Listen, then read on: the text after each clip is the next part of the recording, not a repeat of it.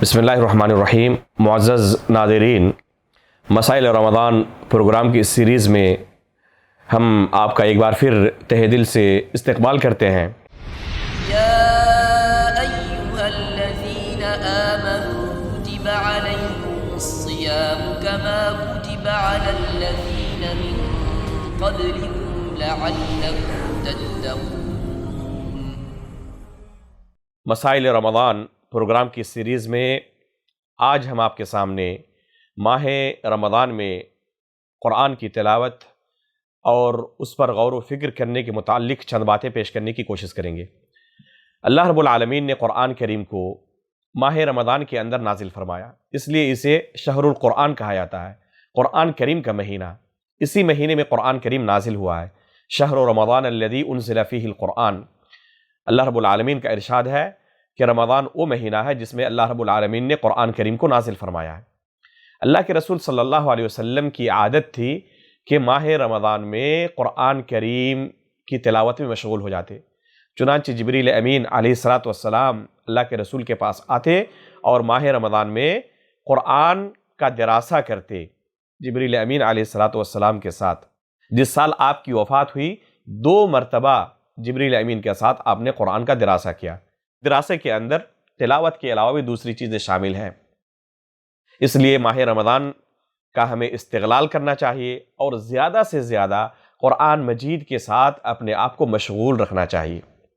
قرآن مجید کی تلاوت کرنا، اس کی تفسیر پڑھنا، علماء سے اس کی تفسیر سننا، اس کی آیتوں پر غور و فکر کرنا، اس کے مطابق اپنے آپ کو ڈھالنے کی کوشش کرنا، قرآن کریم کی طرح اپنے اخلاق کو بنانے کی کوشش کرنا، یہ ہماری کوشش ہونی چاہیے۔ اما عائشہ رضی اللہ تعالیٰ عنہ سے سوال کیا گیا کہ اللہ کے رسول صلی اللہ علیہ وسلم کا اخلاق کیسا تھا؟ ایک لفظ کے اندر جواب دیتی ہے، کان خلقہ القرآن۔ اللہ کے رسول صلی اللہ علیہ وسلم کا اخلاق سراپا قرآن تھا، یعنی اگر کوئی اللہ کے رسول صلی اللہ علیہ وسلم کے اخلاق کے بارے میں جاننا چاہے تو اسے چاہیے کہ وہ قرآن مجید کی تلاوت کرے اور دیکھے کہ اللہ رب العالمین نے قرآن کریم کے اندر ایک مسلمان کو کس طرح بننے کا حکم دیا ہے، اس کا اخلاق کیسا ہونا چاہیے۔ جس طرح اللہ رب العالمین نے حکم دیا ہے اللہ کے رسول ویسے ہی تھے۔ اللہ کے رسول کا اخلاق سراپا قرآن تھا، اس لیے ہمیں چاہیے کہ ہم غور کے ساتھ قرآن مجید کو پڑھیں اور اپنے اخلاق کو قرآن مجید کی طرح کرنے کی کوشش کریں۔ قرآن مجید کے ساتھ سلف صالحین کا ایک گہرا تعلق تھا، خصوصاً ماہ رمضان میں ان کی کیفیت بدل جاتی تھی، ان کی زندگی کی رفتار بالکل الگ ہو جاتی اور قرآن کریم کے ساتھ ہی اکثر و بیشتر اوقات کو گزارنے کی کوشش کرتے۔ امام بخاری رحمہ اللہ سے قرآن مجید کی محبت کے متعلق جو روایتیں ملتی ہیں، ماہ رمضان میں 1 سے زائد بار وہ ایک دن میں قرآن ختم کرنے کی کوشش کرتے، 30 مرتبہ سے زیادہ قرآن مجید کو ختم کرتے۔ اور یہاں پر ایک مسئلے کی وضاحت کر دینا مناسب سمجھتا ہوں کہ اس طرح کے فضیلت والے ایام میں 3 دن سے کم میں اگر کوئی شخص قرآن مجید کو ختم کرے تو اس میں کوئی حرج نہیں ہے، علماء نے اسے جائز کہا ہے۔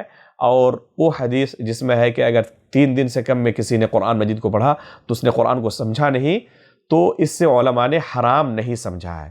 سلف صالحین کا یہ فہم نہیں ہے کہ 3 دن سے کم میں قرآن مجید کو ختم کرنا حرام ہے، بلکہ ان کے تعامل سے بالکل واضح ہے کہ یہ جائز ہے، اس میں کوئی حرج نہیں ہے، خصوصاً ان فضیلت والے ایام میں۔ علماء نے اس بات کی صراحت کی ہے، مثلا حافظ ابن رجب حنبلی رحمہ اللہ نے لطائف المعارف کے اندر، اسی طرح امام نووی رحمہ اللہ نے قرآن کے آداب کے متعلق جو کتاب تصنیف کی ہے اس کے اندر، اور بہت سارے سلف صالحین نے ذکر کیا ہے کہ سلف صالحین کی ایک جماعت ہے جو 3 دن سے کم میں بھی اس طرح کے ایام میں قرآن مجید کو ختم کرتے تھے، بلکہ روزانہ ایک قرآن کو ختم کرنے کی کوشش کرتے۔ تو یہ جائز، اس میں کوئی حرج نہیں ہے۔ قرآن مجید کو اگر کوئی بغیر سمجھے بھی صرف تلاوت کی نیت سے، عبادت کی نیت سے پڑھے تب بھی اس میں اجر ہے۔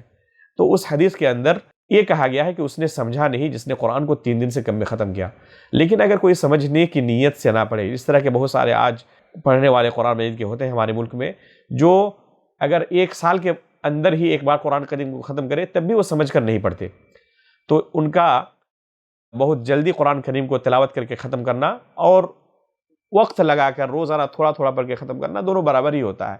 خلاصہ یہ کہ ماہ رمضان کے اندر بکثرت یہ کوشش ہونی چاہیے کہ ہم اپنے اوقات کو زیادہ سے زیادہ قرآن کریم کے اندر صرف کریں۔ اللہ رب العالمین سے دعا ہے کہ اللہ رب العالمین قرآن کریم کے ساتھ ہمیں زندگی گزارنے کی، خصوصاً اس مہینے کے اندر قرآن کریم کے ساتھ ہمیں زندگی گزارنے کی توفیق عطا فرمائے۔ آمین، تقبل یا رب العالمین، وصلی اللہ علی نبینا محمد۔